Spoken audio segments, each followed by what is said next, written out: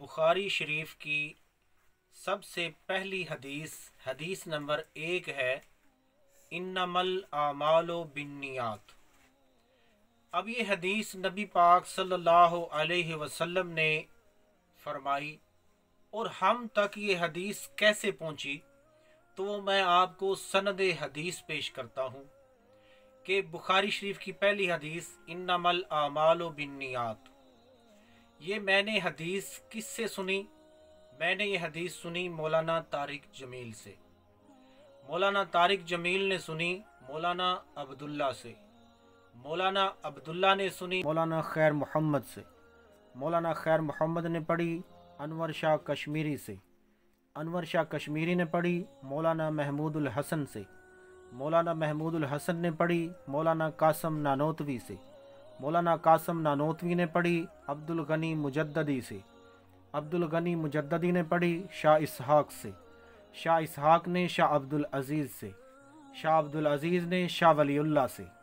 شاہ ولی اللہ رحمہ اللہ نے ابو طاہر مدنی سے، ابو طاہر مدنی نے ابراہیم کردی سے، ابراہیم کردی نے احمد ابن کشاشی سے، احمد ابن کشاشی نے ابو حامد شناری سے، ابو حامد شناری نے محمد بن احمد رملی سے، محمد بن احمد رملی نے ابو یحییٰ انصاری سے، ابو یحییٰ انصاری نے ابن حجر عسقلانی سے، ابن حجر عسقلانی نے محمد بن ابراہیم تانوخی سے،